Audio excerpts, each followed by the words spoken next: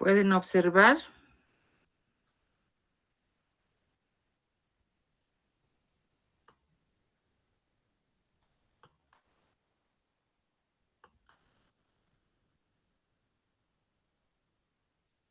¿Pueden observar, jóvenes? Buenas tardes, doctora. Sí, se puede observar. Muy bien.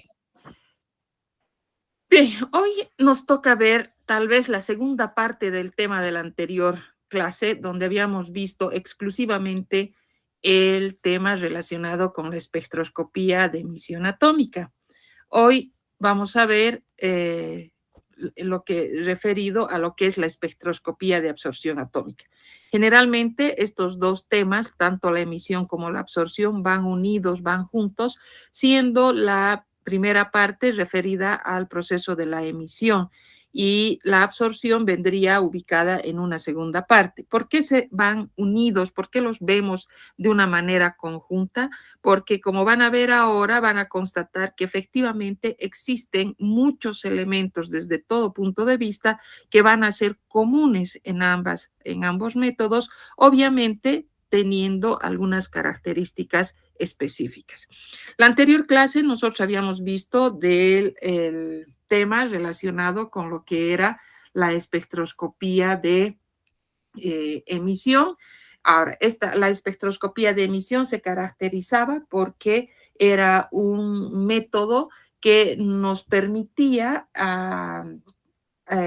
contar con, diríamos, elementos presentes en la tabla periódica en determinaciones como ser el caso del sodio, la determinación del potasio, la determinación del litio, la determinación del calcio, de tal manera que para este tipo de elementos nosotros procedíamos a aplicar, por darles un ejemplo, ¿no? Aplicar métodos como ser la emisión atómica. Si nosotros comparamos la emisión atómica o nos referimos brevemente a esta, vamos a ver que el elemento central o el elemento común en ambas técnicas y en el caso de la espectroscopía de emisión, nosotros podemos nombrar a la presencia de la llama. La llama que viene a desempeñar o a jugar un papel muy importante ya que constituye la fuente excitadora. Sabemos que el principio de la emisión va a referirse o va a contar con un proceso de excitación de los átomos presentes en el analito.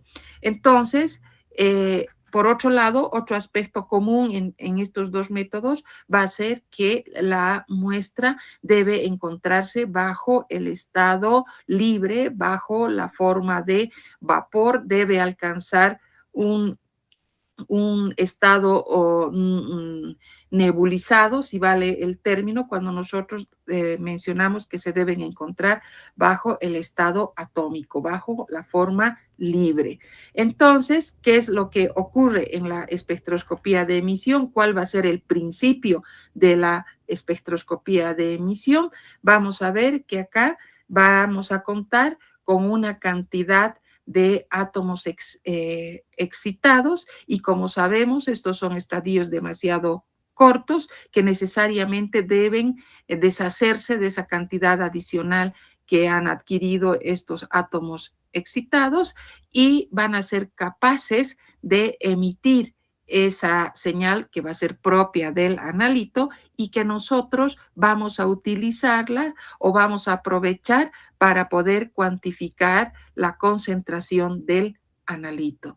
Entonces, esto cuando nos referimos a la presencia o al fenómeno de la emisión. El fenómeno entonces de la emisión, o sea, el método de la emisión se va a caracterizar porque va a haber el método va a ser mucho más sensible o la sensibilidad de este método depende de la cantidad de átomos excitados que son capaces de emitir fotones. Y posteriormente vamos a ver también que en presencia de la llama ya no tomamos en cuenta la cantidad de átomos excitados, sino va a cambiar características cuando ya hablemos de la absorción atómica. Entonces, ese es el principio, podríamos decir, de la espectroscopía de emisión atómica, y luego nosotros estaríamos refiriéndonos que para este método de la emisión se hace importante la presencia de un elemento que va a ser la llama, que hemos visto los componentes, o mejor dicho, las partes de la llama, hemos visto cómo se ha generado la llama, hemos visto la importancia de la presencia del combustible, la presencia del oxidante, hemos visto cuál es la secuencia de etapas por las que va a pasar un determinado analito que inicialmente se encuentra en disolución hasta alcanzar el momento en que va a ser capaz de emitir una determinada cantidad de fotones. ¿Y qué es lo que vamos a medir? Vamos a medir la cantidad de fotones que han sido emitidos. Entonces, luego vamos a también tomar en cuenta esa cantidad antes de pasar de átomos, de fotones emitidos, va a ser proporcional a la concentración del analito. Entonces, una vez que nosotros hemos,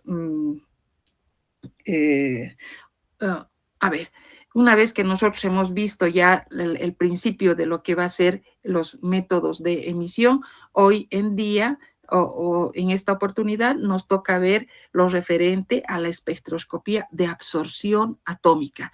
Al ser una absorción atómica, tenemos que pensar también en la posibilidad de encontrar al analito que alcance un estado atómico, que alcance un estado de vapor, que alcance un estado libre, un estado nebulizado.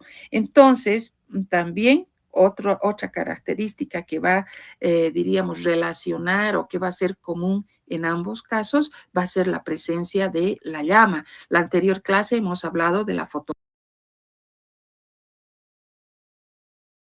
papel fundamental en lo que va a ser ambos métodos. Si nosotros, por ejemplo, hablamos de la llama o el papel que desempeña la llama en la espectroscopía de emisión, tenemos que decir que la llama es la responsable de excitar a los átomos del analito. Entonces, en el caso de la espectroscopía de absorción, por ejemplo, ya no nos interesa la excitación que haya podido tener el analito. En la espectroscopía de absorción atómica, la llama tiene o juega el papel importante dentro de lo que va a ser la atomización que es presente en cada uno de los elementos de la muestra. Entonces, vemos aquí que no nos interesa, va a haber una cierta cantidad de átomos que podrán ser excitados, pero a nosotros lo que nos interesa o el papel que juega, que desempeña la llama en la espectroscopía de absorción atómica va a ser como un agente, como un medio de atomización y no así como una fuente de excitación. Entonces, si nosotros comparamos la función de la llama entre la espectroscopía de emisión y la espectroscopía de absorción atómica, vamos a decir entonces que en ambos casos, obviamente, se va a producir una atomización. En ambos casos, nosotros tenemos que pensar en que la muestra, en que el analito que estaba bajo la forma en una disolución, necesariamente va a tener que llegar hacia su estado libre. Entonces, necesariamente tengo que pensar en la espectroscopía, si me refiero a la espectroscopía de emisión, ¿cuál va a ser el papel de la llama? El papel de la llama va a ser de excitar al analito.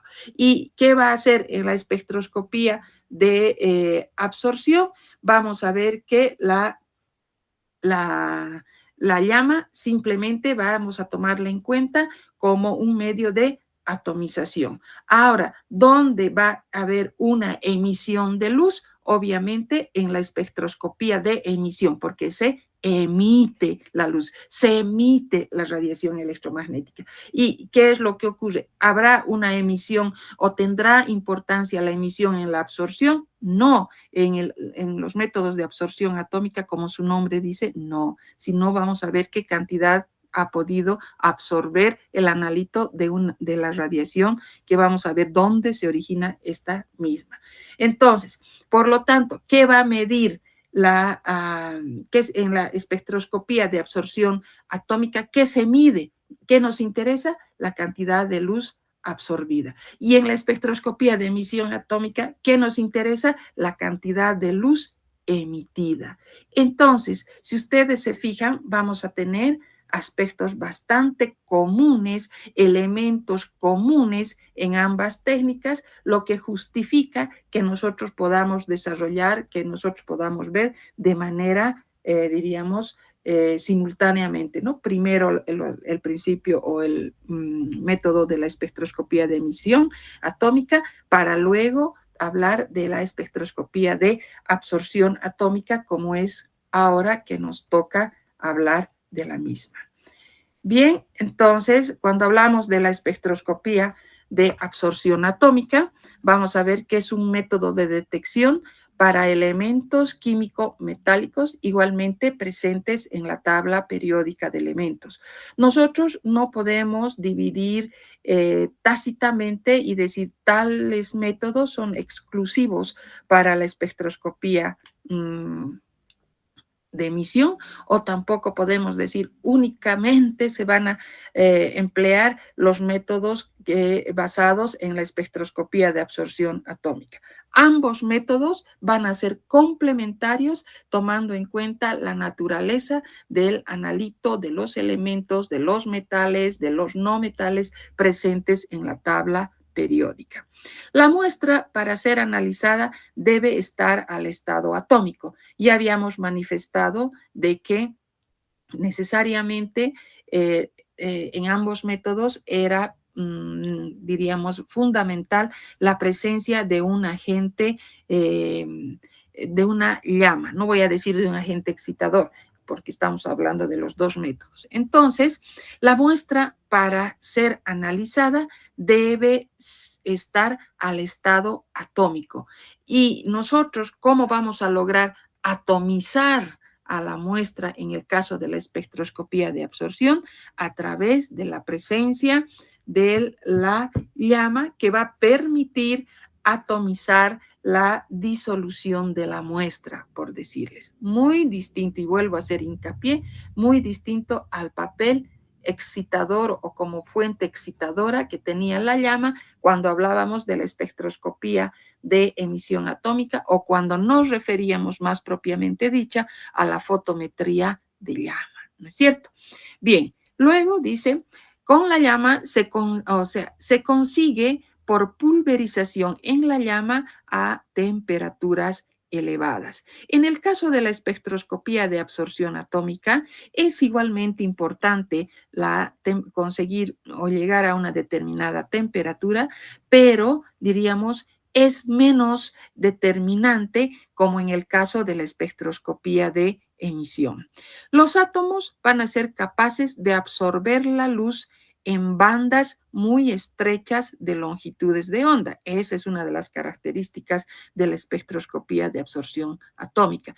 Contar con bandas muy estrechas de longitudes de onda.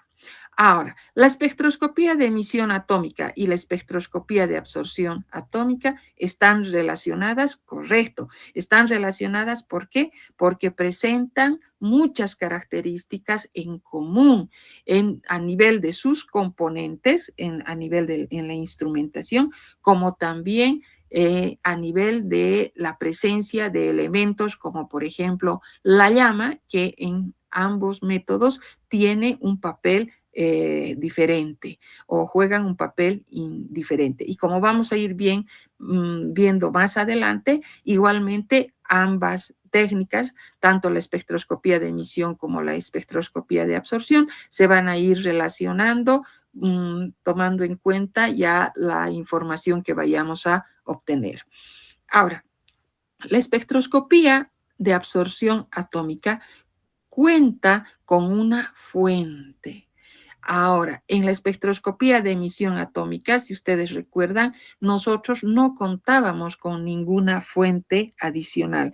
En cambio, el método de la espectroscopía de absorción atómica sí hace que se vea fundamental que considerar a la presencia de una fuente de radiación. Podríamos decir que es la característica fundamental la presencia de una fuente de radiación. En la espectroscopía de absorción atómica, la sensibilidad va a depender del número de átomos que se encuentren al estado fundamental. En cambio, vuelvo a repetir, vuelvo a insistir, en la espectroscopía de emisión atómica, la sensibilidad dependía del número de átomos excitados, ¿no es cierto?, que eran capaces de emitir fotones. Aquí no, aquí en la absorción atómica la sensibilidad depende del número de átomos que se encuentran en el estado fundamental. Ahora, es un método mucho más simple, entre paréntesis, que la espectroscopía de emisión atómica, dependiendo cómo vayamos a considerar el método. Y como habíamos mencionado anteriormente, nosotros no podemos decir, me quedo con el método de la emisión o finalmente yo prefiero el método de la absorción.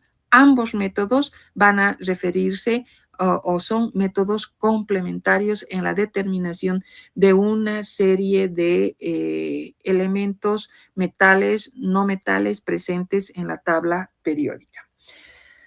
Si nosotros nos referimos a la espectroscopía de absorción atómica, podemos decir que es una técnica que se relaciona con la fotometría del llama o con la espectroscopía de emisión atómica, ya que va a emplear una llama para poder atomizar la disolución de la muestra, como habíamos mencionado, de tal manera que los elementos a analizar están bajo la forma de un vapor de átomos. Esto es muy importante, esto es fundamental de la espectroscopía de absorción atómica.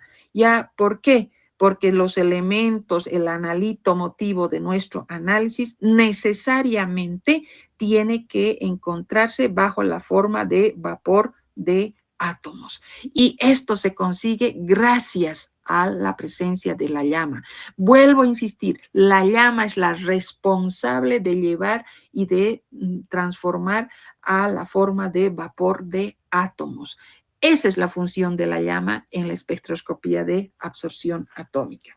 En esta espectroscopía de absorción atómica, como hemos mencionado, además existe una fuente de radiación independiente que nos va a proporcionar una luz monocromática específica para cada uno de los elementos que vayamos a analizar. Y de esta manera vamos a hacer pasar esta radiación, esta luz monocromática se la va a hacer pasar a través del vapor de átomos, midiéndose posteriormente la cantidad de radiación que haya sido absorbida. Eso es lo que ocurre en la espectroscopía de absorción atómica. Y en cambio, si nosotros recordamos qué pasaba en la fotometría de llama, nosotros decíamos, este método va a tener una sensibilidad que va a ser proporcional al número de átomos que haya sido o que haya podido excitarse, y no así en la absorción atómica. La sensibilidad, como hemos mencionado anteriormente, depende del número de átomos que se encuentran en su estado fundamental. Normalmente, solo un pequeñísimo porcentaje de átomos podrían ser excitados en la llama, por lo que en la espectroscopía de absorción atómica podemos considerarla como un método mucho más sensible que la fotometría de llama que hemos visto anteriormente. Pero en el caso, por ejemplo, ¿qué tipo de elementos nosotros vamos a someter a la espectroscopía de absorción atómica? Nosotros podemos considerar una gran cantidad, entre los que también podríamos tomar en cuenta al plomo, podríamos tomar en cuenta al magnesio, podríamos tomar en cuenta al zinc, al cadmio, etcétera, etcétera, y muchos otros más. Ahora, y lo importante también tener diríamos, tener la posibilidad de que ambos métodos van a ser complementarios en la determinación de cada uno de los analitos que vayamos viendo o que se nos vayan presentando y que están dentro de lo que es la tabla periódica de elementos.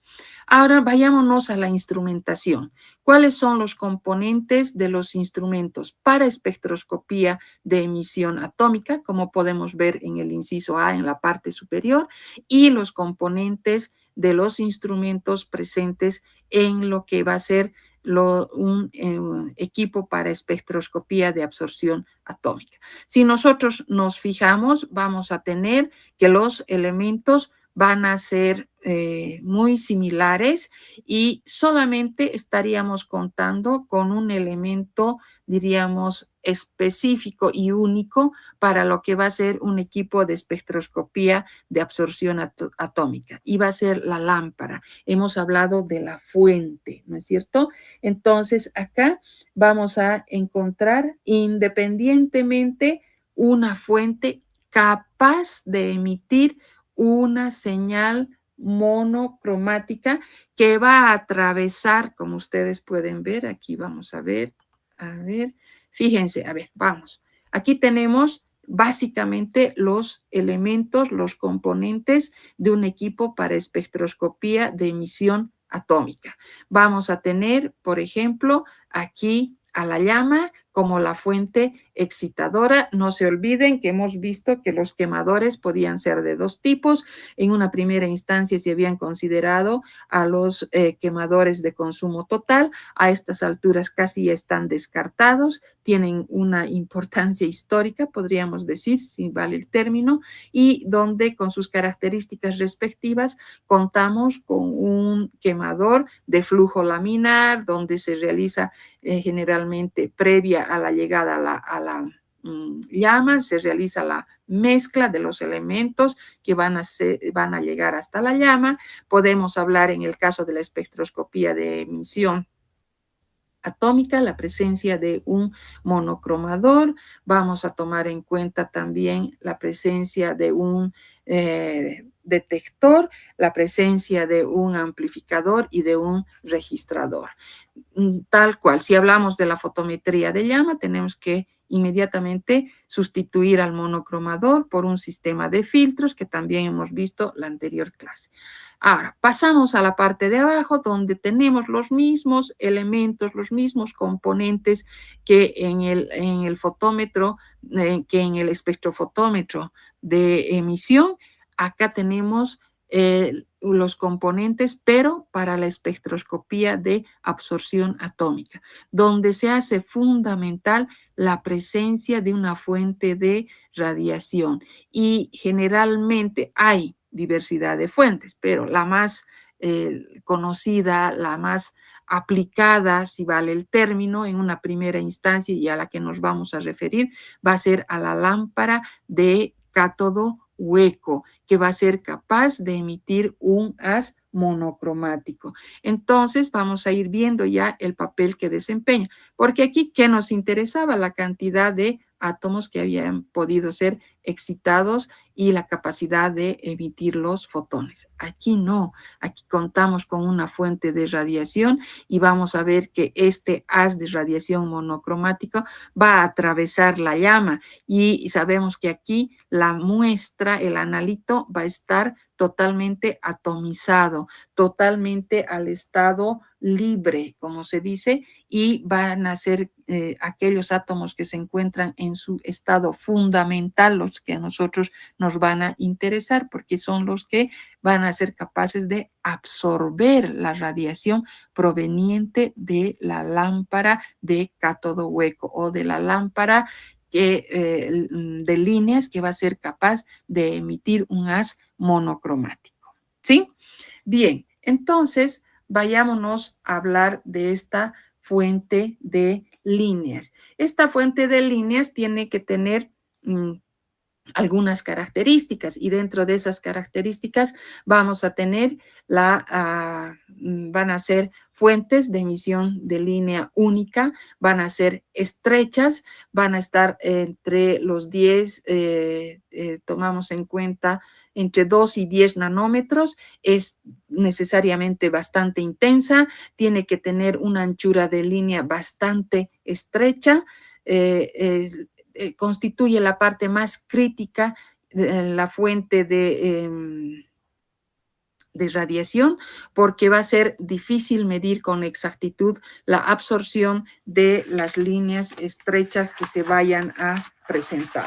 Entonces, cuando nosotros hablamos directamente de las características que debe presentar esta fuente de radiación empleada en la espectroscopía de absorción atómica, tenemos que referirnos a que, en primer lugar, tiene que ser una fuente capaz de emitir radiaciones a longitudes de onda características del elemento que vamos a analizar.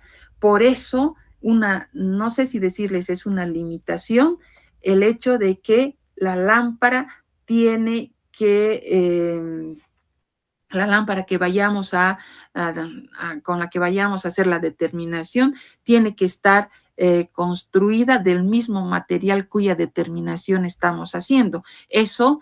¿A qué lleva? Eso lleva a que tengamos la necesidad de que estas lámparas tendrán que tener características específicas para cada una de las determinaciones que nosotros vayamos haciendo. Por eso decimos que es una fuente de líneas. Recuerden ustedes las características de las fuentes de líneas. Luego, tenían que ser necesariamente específicas. Luego, tenemos que decir que entre sus características, y hemos dicho que deben tener alta intensidad en sus líneas estrechas, es decir, tienen que ser bastante o altamente intensas. Eso quiere decir que emitan luz con líneas espectrales totalmente estrechas, es decir, que se consigan picos totalmente bien definidos. De esa manera tenemos nosotros que afirmar que existen una especificación para cada uno de los átomos que podríamos ser analizados. Por eso la necesidad de que cada una de estas lámparas coincida con la determinación que estamos realizando. En tercer lugar, hemos hablado de una estabilidad en la emisión. La intensidad de la luz debe ser constante con el tiempo, ya que una mínima fluctuación podría afectar ya dentro de lo que va a ser la precisión del análisis, de la determinación. Luego tenemos que pensar que una fuente de líneas debe tener una baja emisión de fondo, es decir, no debe emitir radiaciones fuera de aquellas longitudes de onda específicas con las que se está trabajando o con las cuales estamos haciendo la determinación de un determinado elemento, para evitar cualquier tipo de interferencia que podría presentarse. Ahora, ¿cuáles son las lámparas más empleadas en el método de la espectroscopía de absorción? Como hemos dicho en un principio, la lámpara de mayor aplicación va a ser la lámpara de cátodo hueco. Esta lámpara de cátodo hueco contiene, como su nombre dice, un cátodo que está construido, que está hecho del elemento con el que cuya determinación vamos a realizar. Al energizarse, el cátodo va a ser capaz de emitir líneas espectrales únicas o características del elemento cuya determinación estamos realizando. Ahora, dentro de estas fuentes de líneas que se utilizan en la espectroscopía de absorción atómica, no es la única la fuente como es la lámpara de cátodo hueco. pero sí es la más empleada, es la más conocida por las ventajas que presenta. Podemos también nombrar a otro tipo de fuentes, como van a ser las fuentes de conocidas como la lámpara de descarga sin electrones. Esta se usa cuando la determinación requiere una mayor intensidad para algunos de los elementos, de los analitos bastante raros, si vale el término, o que son difíciles de excitar. Entonces requieren una mayor sensibilidad que las lámparas de cátodo hueco, pero el hecho de tomar en cuenta o de emplear este tipo de lámpara también sugiere que se trate de un sistema mucho más especial, más delicado y obviamente mucho más caro. Eso cuando nosotros nos referimos a las características que debe presentar la fuente de radiación. Volvemos entonces nuevamente a nuestro esquema donde si bien tenemos todos los elementos, aquí se hace presente y acabamos de describir las condiciones que debe cumplir, que debe reunir esta lámpara de cátodo hueco en la determinación. Y aquí está la lámpara de cátodo hueco, está caracterizada, podríamos decir, por una serie de elementos, como podemos ir viendo. Tenemos un ánodo, vamos a tener también un cátodo, están, diríamos, dentro lo que va a ser una ampolla que presenta una ventana de cuarzo o también puede ser de vidrio. Vamos a encontrar un gas que puede ser el argón, que puede ser el neón y obviamente vamos a encontrar un protector de vidrio y si ustedes pueden ver los elementos fundamentales que vamos a tener que tomar en cuenta van a ser el cátodo y también la presencia del ánodo. Y no se olviden que en este tipo de lámparas lo más importante va a ser la presencia del material cuya determinación estamos realizando en este momento. Bien, ahora vamos a pasar a lo que es el análisis cuantitativo. La concentración del analito en la muestra se obtiene midiendo la intensidad de emisión a través de los siguientes métodos, como ser el método directo o de la curva de calibración, el método de adición del patrón y el método del patrón interno. Estos son los tres métodos que se los aplica el momento en que nosotros pasamos a la parte cuantitativa ya en los cálculos cuando nos referimos a los métodos de espectroscopía de emisión y de absorción atómica.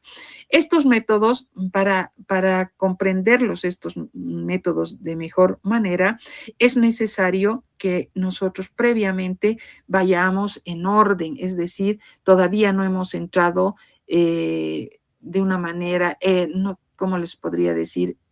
No hemos llegado a desarrollar la parte de los métodos de cuantificación aplicando la ley de Lambert y Beer. Y vamos a ver que de igual manera, a continuación, vamos a tocar estos métodos del método de la curva de calibración, el método de la adición del patrón o del patrón interno, que lo vamos a comprender mucho mejor cuando desarrollemos ya en nuestra parte práctica lo que son los tres métodos de cuantificación aplicando la ley de Lambert y Beer. Entonces, vamos a pasar y vamos a referirnos ahora a lo que van a ser las interferencias. ¿Cuándo surgen las interferencias o a qué se refieren las interferencias? Las interferencias, muchas veces nosotros estamos hablando de la emisión de radiación, estamos hablando de la cantidad de radiación que ha podido absorberse y qué es lo que queda, ¿no es cierto? Entonces, a partir de esto, nosotros inmediatamente asociamos y decimos, la intensidad de la radiación electromagnética necesariamente tendrá que ser proporcional a la concentración de la muestra, porque nosotros estamos buscando llegar a obtener una información y esa información, y para obtener esa información es que estamos aplicando estos métodos de emisión atómica, estos métodos de absorción atómica. Ahora, vamos a ver que teóricamente nosotros muchas veces, o sea, nosotros pensamos llegar a esto. Es decir, que la intensidad de la radiación muchas veces puede no ser proporcional a la concentración de la muestra. Entonces, esto puede ser debido a la presencia de ciertas sustancias que interfieren estos dos métodos analíticos. Y por eso es que se considera esta parte relacionada con la que son las interferencias.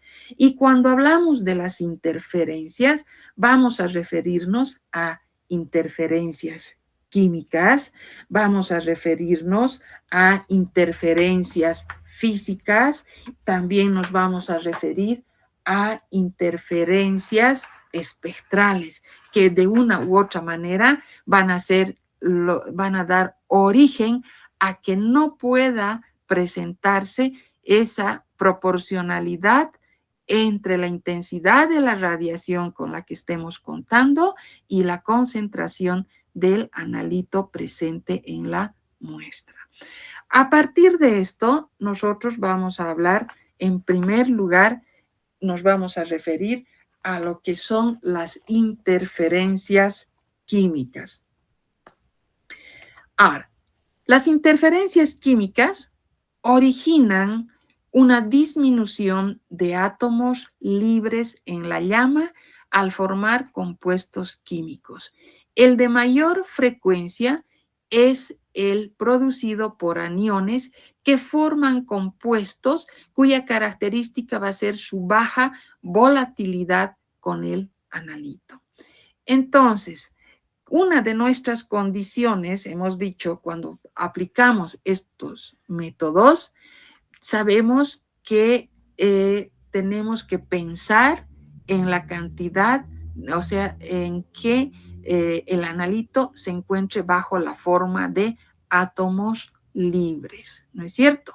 Entonces, ¿qué es lo que ocurre? Hay la posibilidad de que se vayan a formar compuestos y generalmente es aquel causado por los aniones que van a originar compuestos que tengan baja volatilidad o van a formar compuestos cuando se unen al analito y van a tener estos una baja volatilidad. Entonces, las interferencias químicas, cuando nombramos en primer lugar a estas, tenemos que decir que son responsables de disminuir a los átomos libres que van a encontrarse en la llama o que van a estar presentes en la llama, porque van a ir a formar algunos compuestos o ciertos compuestos que la mayor parte de las veces va a estar causado o va a ser el origen la presencia de los aniones, dando lugar a compuestos de muy baja volatilidad cuando se unen al analito. Y un ejemplo, nosotros podríamos mencionar el caso del calcio. Cuando hacemos la determinación del calcio, sabemos que un ejemplo para el caso del calcio va a ser que va a haber una reducción, una disminución en la emisión del calcio que tiene lugar en la presencia de los fosfatos. Es decir, van a dar lugar a la formación, al unirse un fosfato en presencia del calcio, va a formar el fosfato cálcico, que este compuesto, como hemos mencionado anteriormente, va a ser un compuesto térmicamente estable. De tal manera, no va a poder dar lugar a la formación correspondiente de los iones calcio gaseoso, que ese es nuestro objetivo. Al formar entonces ese complejo estable, disminuye la posibilidad de que nosotros podamos contar con los iones calcios gaseosos. Entonces, el hecho de que, o sea, la presencia de este compuesto cálcico, el fosfato cálcico, va a dar lugar a una interferencia y esto va a afectar en la proporcionalidad que exista entre la cantidad de los átomos libres y la formación de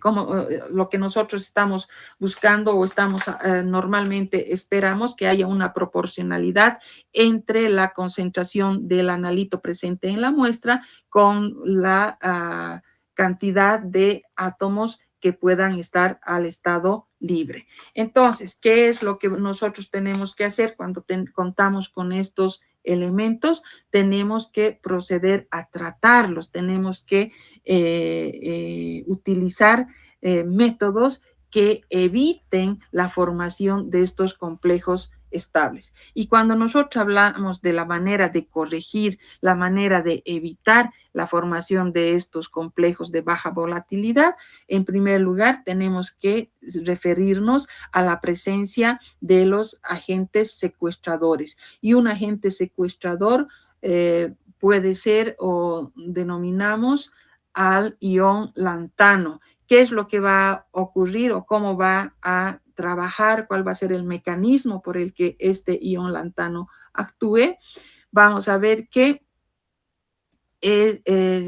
agarramos al calcio como ejemplo nuevamente y añadimos un ion lantano y este ion lantano se va a ir a unir con los fosfatos en lugar de que se una al calcio, de tal manera que lo deja libre al calcio. Y el lantano va a irse a unir al fosfato de tal manera que va a formar un complejo estable. Y el fosfato queda disponible para obtenerlo como o mejor dicho, el fosfato se une con el lantano dejando libre al calcio. Ya no está disponible para unirse al calcio, en otras palabras. Otro mecanismo de controlar o de corregir la presencia de este tipo de interferencias va a ser la adición de un agente quelante, como es el etamindiamino tetracético, que va a formar un quelato cálcico con los iones calcio, de tal manera que evita que el calcio se vaya a unir a los fosfatos, que es lo que normalmente podría ocurrir. Ese es el mecanismo por el que va a actuar el etamindiamino tetraacético. Luego tenemos la separación de los iones interferentes del analito y esto se realiza antes de que se proceda a la aplicación del método de emisión atómica. Se procede, es un mecanismo por el que se va a proceder a separarlos, pero antes de proceder a la determinación. Luego tenemos el empleo de las llamas calientes. Sabemos que normalmente cuando nosotros hablamos de temperaturas elevadas y en estos métodos sabemos que un factor que está presente y es más o menos importante en cada uno de los métodos, la temperatura elevada reioniza al analito, de eso tenemos que estar tenemos que estar conscientes. Entonces, el empleo de las llamas calientes, pero también debemos considerar el efecto de la ionización. Estas llamas calientes, o sea, el emplear las llamas calientes, siempre va a ser mejor que estemos frente a llamas frías, ya que van a ser capaces las llamas calientes de disminuir las interferencias químicas. Al aumentar la temperatura, van a proporcionar una mayor energía de excitación para los átomos metálicos. Pero, ojo, acá. Eso es normalmente lo que ocurre. Pero si la temperatura es muy elevada, pueden ionizarse una gran cantidad de átomos neutros que están presentes y de tal manera va a disminuir la población de los mismos porque y, y al disminuir la población de estos átomos neutros, la sensibilidad de la técnica también va a disminuir. ¿Cómo se corrige esto? Empleando un supresor de ionización, es decir, un elemento fácilmente ionizable que va a ser capaz de producir gran cantidad de electrones en presencia o frente a la llama.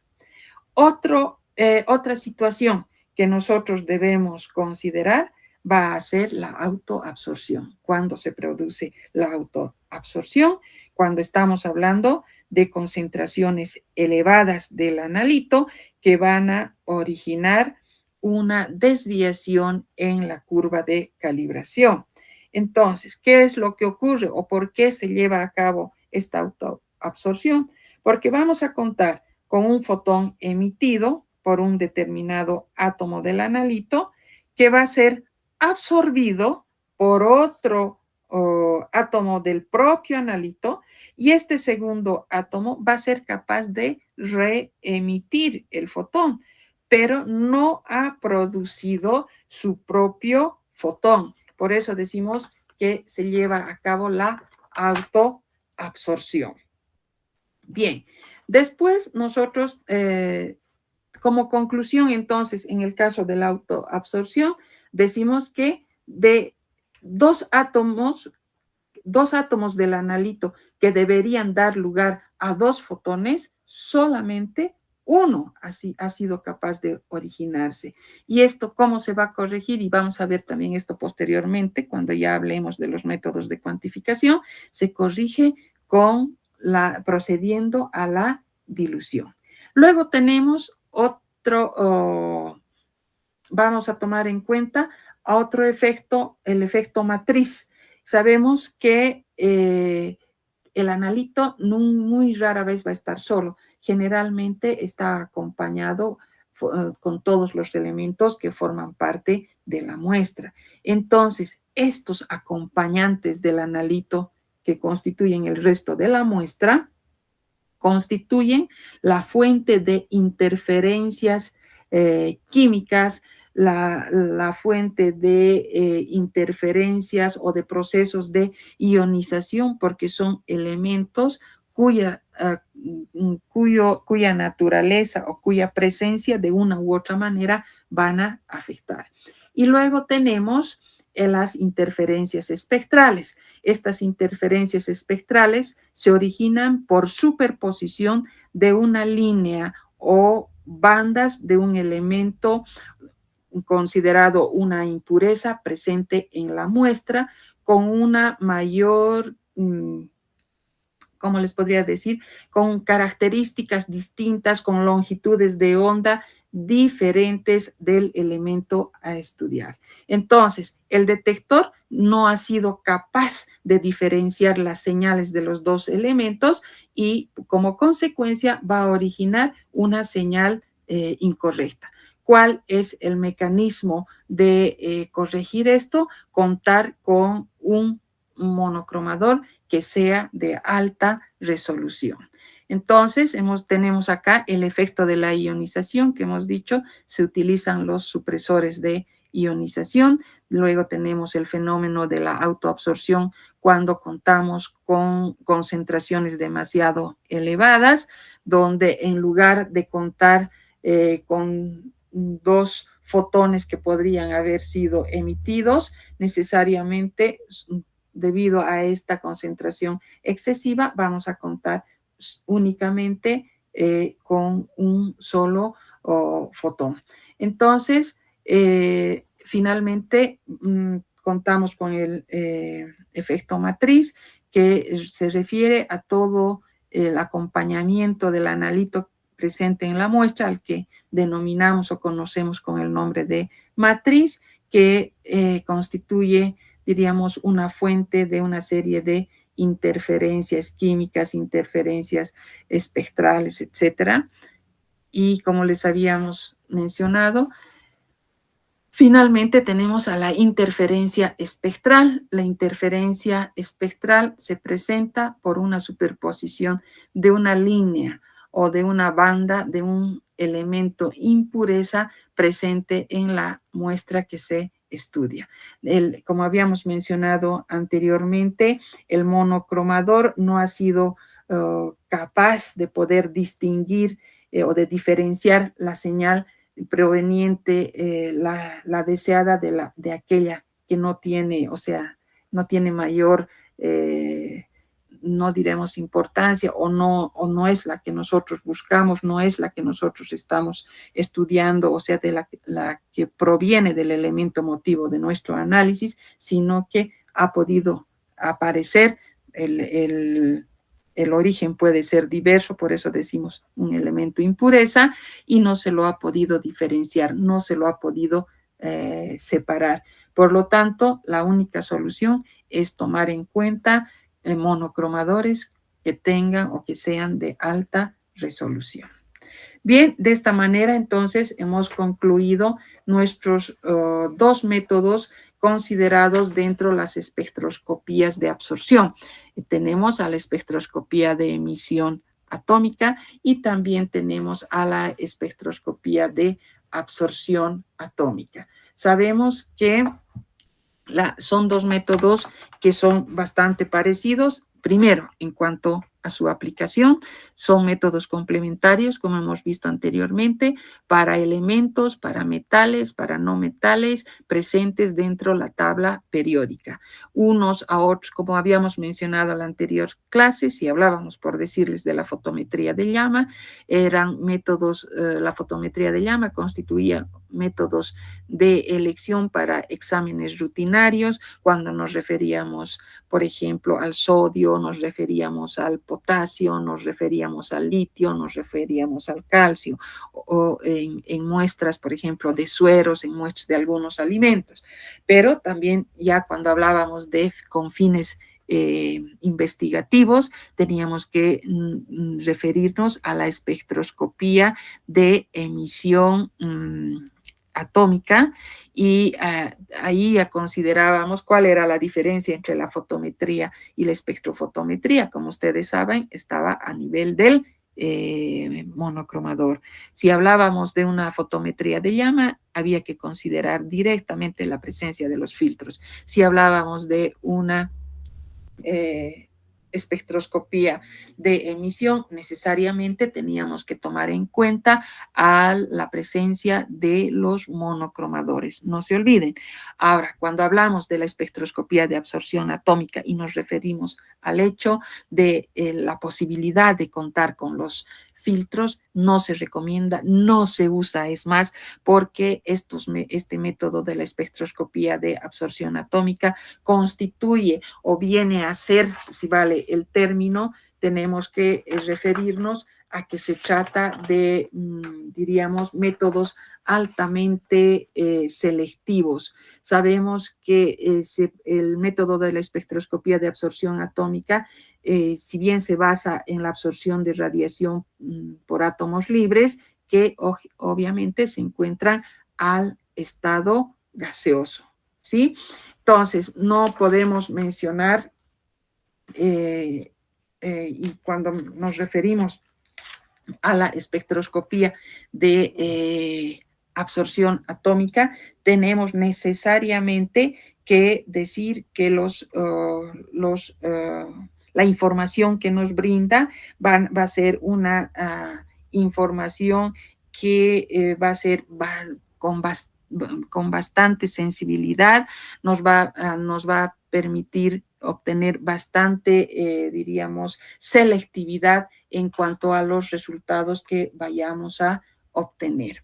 Ahora, si hablamos de las similitudes entre ambos métodos, si bien el principio es distinto para cada uno, tenemos que decir que un elemento fundamental constituye la llama. Y si hablamos de la llama, tenemos que referirnos a la llama como fuente excitadora en la espectroscopía de emisión y como fuente atomizadora o que tenga un papel atomizador en la espectroscopía de absorción atómica. Por otro lado, cuando hablamos de generar ya la llama, también tenemos que tomar en cuenta los dos tipos de quemadores y hemos dicho que hemos nombrado a un quemador de consumo total, que podríamos decir tiene una importancia histórica y generalmente utilizamos los quemadores que pueden ser de grafito, pero nosotros más los vamos a asociar a los quemadores de flujo laminar,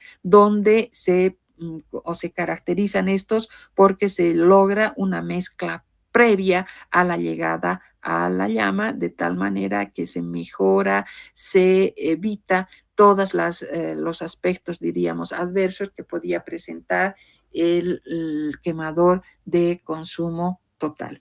En cuanto a la cuantificación, en cuanto a la presencia de las interferencias, son comunes en ambos métodos, o sea, los métodos de cuantificación y la presencia de la posibilidad de las interferencias en ambos casos, a pesar de que se dice que la interferencia espectral estaría, diríamos, la espectroscopía de absorción atómica estaría libre de la interferencia espectral por las, diríamos, especificaciones que se pueden contar a nivel de la fuente de radiación, la especificación del material con el que se construye la lámpara, la posibilidad de que los resultados sean altamente específicos, etcétera, etcétera, pero aún así no se descarta la posibilidad de contar con una interferencia espectral que podría de alguna manera estar también presente. Obviamente, las posibilidades son mayores cuando hablamos de métodos de emisión frente a los de absorción atómica por las características del equipo.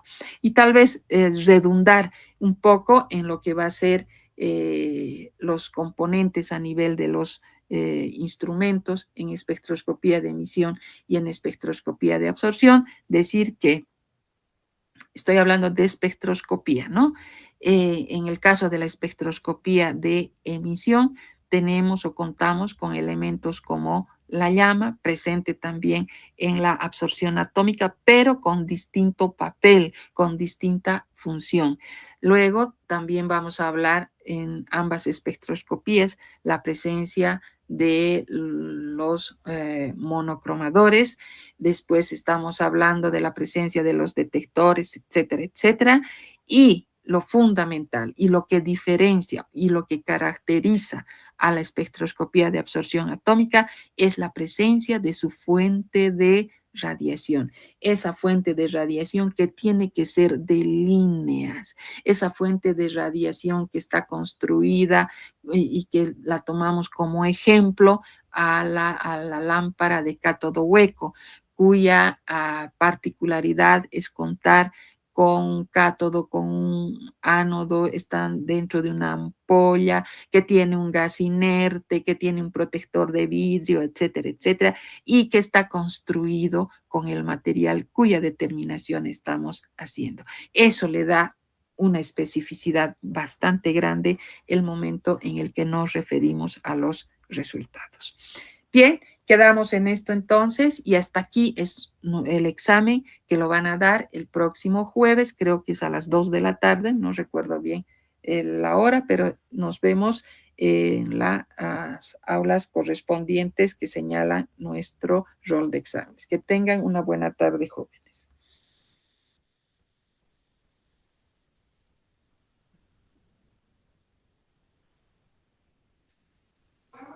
Gracias, hasta luego, doctora. Hasta luego, jóvenes.